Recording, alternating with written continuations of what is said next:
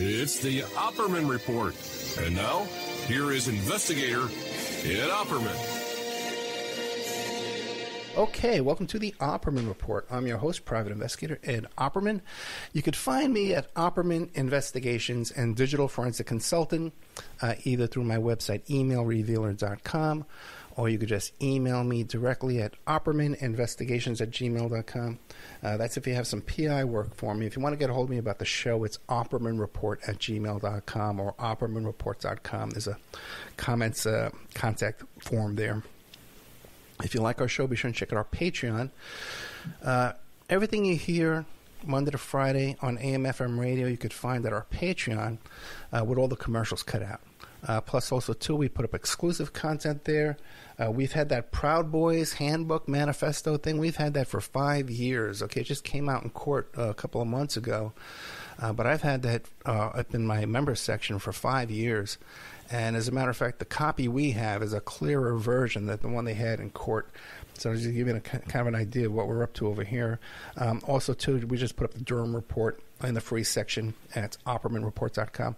Our archives are free. You can go to Spreaker.com, and you can sign up there for free using your Facebook or Google. It takes a couple of seconds to sign up. There's a chat room. I do a live show there every Friday night. You get an email notification when I put up new content, and I play repeats there every single night. And if you go there and Google Jen Thomas Bidwell or Terron Evans, TerronEvans, you'll find our first show that we did with Jen Thomas Bidwell about the very suspicious death of her son. Now, you can check her out on TikTok, Jen Thomas Bidwell on TikTok. She's constantly putting up new videos with new information. I encourage everybody to go there and like and share and view that content. There's a GoFundMe, Justice for Terron Evans Jr., Potsdam, New York, that you can find at GoFundMe to help support these efforts. We've had Jen on the show before, but her strength and her advocacy for her son has been so inspiring to me, and there's always new content coming up in this case that I had to have her come back. Jen Thomas Bidwell, are you there? Yes, hello. Thank you so much.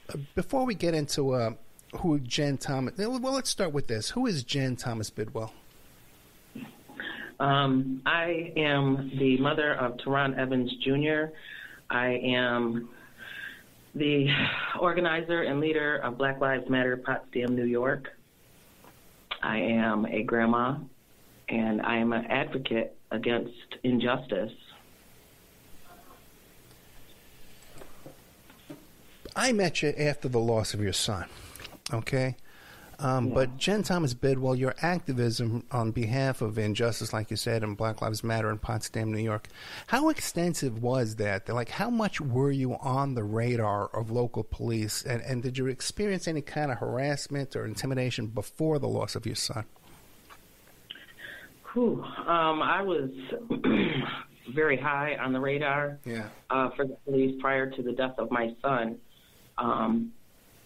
Not only because I started Black Lives Matter Potsdam, New York, but also because I was specifically calling out the Potsdam police and St. Lawrence County sheriffs and district attorneys, past and present, in regards to an open, ongoing, unsolved murder of a little boy there in the framing of a black man. So that case has been open and ongoing, unsolved for over 11 years now. And there's a reason that it's that way. They don't want it solved. And like I said, I was calling them out. I had press conferences. You know, had just met with the St. Lawrence County District Attorney just weeks before my son's death, requesting him to refer this little boy Garrett's case to the Attorney General. So I was very high on their radar. I had law enforcement that would sit across the street from me in the bank parking lot, that would sit directly in front of my house. There would be people driving by my house, revving their engines, calling us the N-word, saying that we were going to die. So there was a lot of bad things happening. Now, a lot of listeners, especially, folks like on YouTube and stuff like that, and as soon as they hear Black Lives Matter, there's a knee-jerk reaction. George Soros funded you know what I mean? Right. This hysteria associated with, God forbid, that the Black Lives would matter, and that we would object to unarmed, innocent people being shot down and killed. My goodness!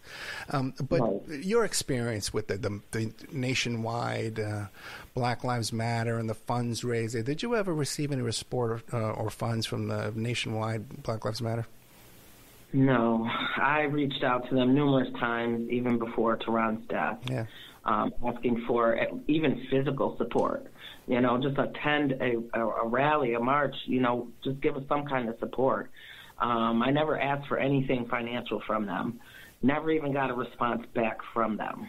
After my son's death, I continued to reach out to them, and still never got responses back. So, they, to me, any other Black Lives Matter organization throughout the U.S. that is not the main organization, it's like none of us matter, and we, not to say that they didn't put in a lot of work, because they did, they started it all, but, all us little organizations throughout the country, we matter too in what we're fighting for. And my personal experience, that's been my experience too, back in Vegas. Just to give you an idea, my friends that moved me, when I moved from Vegas to Florida, my friends that moved all my furniture were all Black Lives Matter guys. And again, no support, no help, no nothing. There's a difference between local organizers and nationwide fundraisers who, they lie in every organization, cancer, right? And it's just life.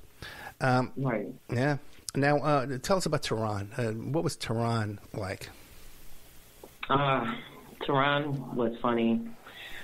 He was always smiling. He didn't put up with anything. He was very outspoken. People say I'm outspoken. I wish I was more like my boys. Very, very outspoken. Terron was artistic. He was a musician. And he just was a joy to be around. He was lovable, and he really tried to help other people, Terron is just really missed. He's really missed. And I can't encourage people enough to join the TikTok. Jen Thomas Bidwell TikTok, and a constant stream of new video clips with new information, new content. I have your link tree pulled up, Jen, but where's and I got that through your Facebook, but where's the best way to find the link tree and all the different links?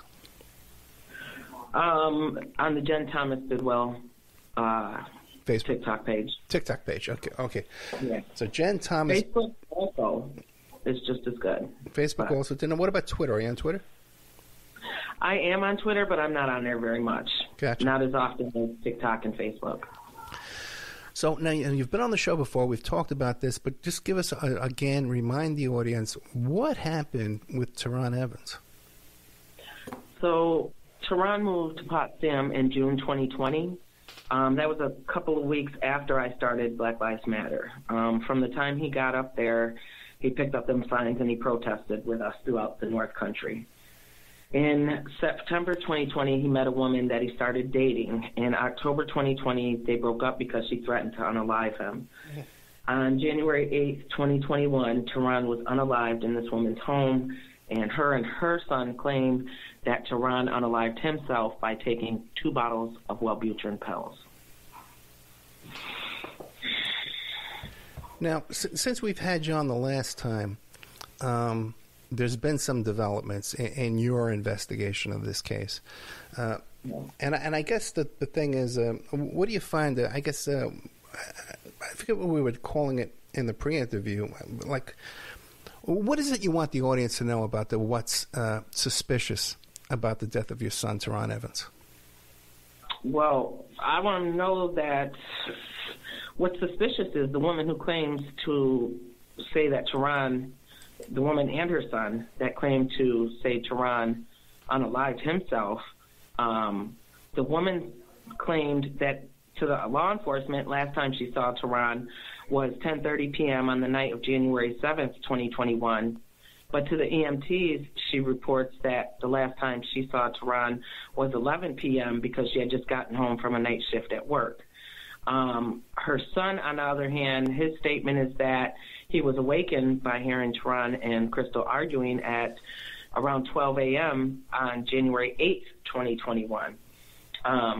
So the lies there is something that needs to be paid attention to. So in March, well, let's stop there. Let's stop there for a second, because also too, you have one police body cam video up on your link tree, right? And when I just watched it, I heard her say, "I just woke up to go to work," and she's right. So there's that discrepancy there too.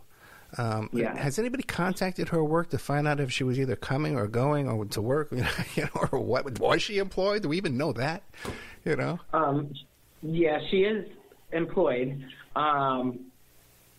They did not investigate. Yeah. They went to her job to ask her some questions, but they didn't, ask her boss or anybody else, was she working that day, or, what's her alibi, this and that.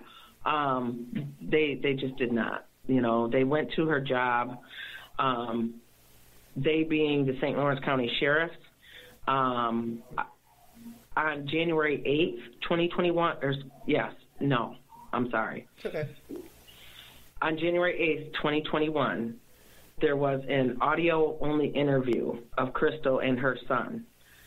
That audio-only interview, which is verbally dated by Detective McCarger from the St. Lawrence County Sheriff's Department as January 8th, 2021, that interview is put into a file dated January 7th, 2021, 10:41 p.m. That's 8+ hours before Terron's death. I'm asking them, was he in your custody or anything? Because there's really no reason, unless he was, to have a file already created. And I'm being ignored. This interview, and you're right, that is very unusual, okay, for there to be entered into a police report, the time and date of an interview, and then it's prior to the actual death of the subject of the interview. Right. Now, do we know where that interview took place? Was it at the police station? Was it at the home? At the home. They were never taken to the police station, and there was a total of 5 people interviewed besides myself, and nobody was ever taken to the police station. Now, how were you treated by the police? Let's start with how were you treated by the police when they interviewed you? Did they know who you were? Yes, they knew exactly who I am because they were out there doing traffic control for event marches and stuff, and because I was calling them out, they definitely know who I was. They treated me as though I was doing something wrong. They considered me hysterical. They considered Crystal mourning, and they were so sorry for her loss.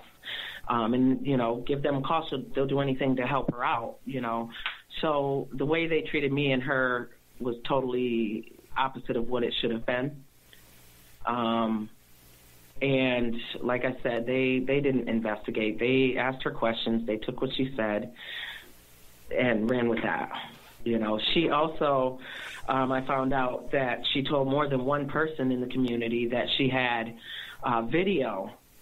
surveillance video of Terron taking these pills. But when she was asked about it by the St. Lawrence County Sheriff, she denied it. And they didn't say, well, let's, check your surveillance cameras, this and that. She said that she didn't put her outdoor surveillance cameras up until after myself and others protested outside of her house after Terron's death. That's untrue. That's untrue because in the body cam video, the only one I received, you can clearly see her surveillance camera outside her side door. Now, when you contact the Potsdam Police Sheriff's Department, you ask them for these videos and different body cams. Do you do this in writing? I actually have been I do it in email.